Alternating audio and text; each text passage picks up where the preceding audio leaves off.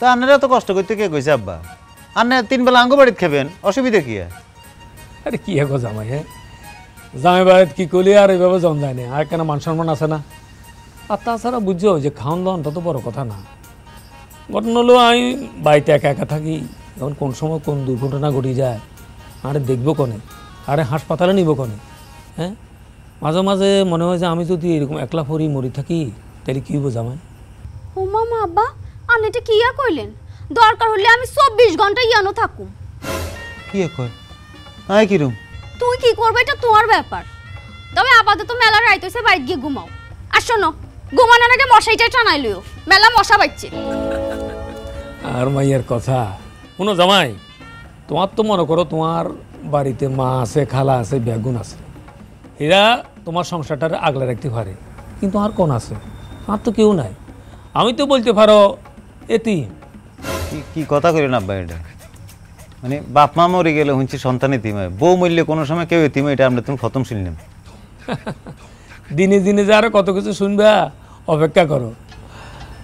ইয়ে জামাই, ওই বিষয়টা কদ্দূরা গেলা? ওই তোমার খালার লগে কি আলাপ করতে পারছো নি?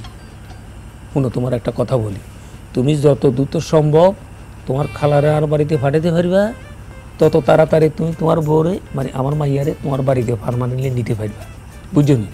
এখন এটা তোমার উপর ডিপেন্ড করতেছে। সেটা প্রসেসিং চলতেছে, আপনি দোয়া করেন হয়ে যাবো। জি যেটা মনে করি আর কি, শুভকাম দেরি করতে নাই। হ্যাঁ এটা মনে রাখি।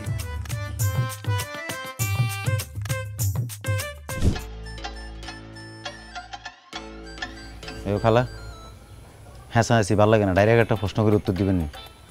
কি কথা জিজ্ঞা? আপনি বিয়ে সাথে করতেন না?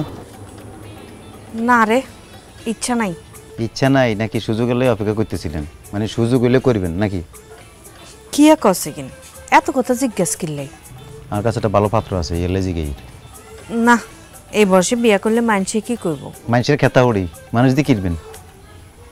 আমি চাইতেছি আন্নার হড়ি বানাম।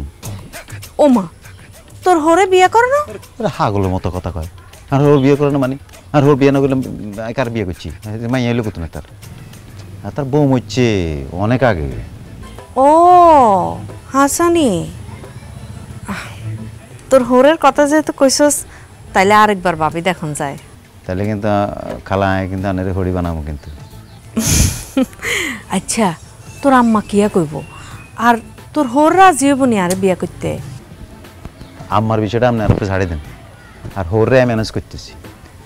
ইয়ানে যেটা প্রবলেম হবে, সমস্যা করলে আর বউ মানে আলো করতে পারে, সেটাও ম্যানেজ হয়ে যাবে, অসুবিধা নেই। কিন্তু আন্য মনে মনে একটা প্রস্তুতি নিয়ে ডাকেন, কথা বুঝছেন? আমি কোচাইতেছি কেন? আচ্ছা, এমন কালো আলাপ করার দরকার নাই, আমি কইলে তারপর আলাপ করেন দরকার কেন? হ্যাঁ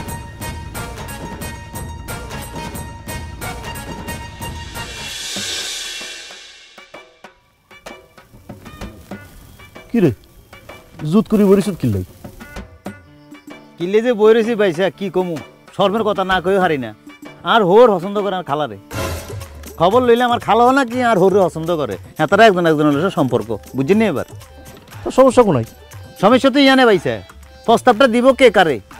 আর হোরে আর খালারে প্রস্তাব দিব না আর খালার হোরে প্রস্তাব দিব? দুইজন তো দুইজনের শরম হয়।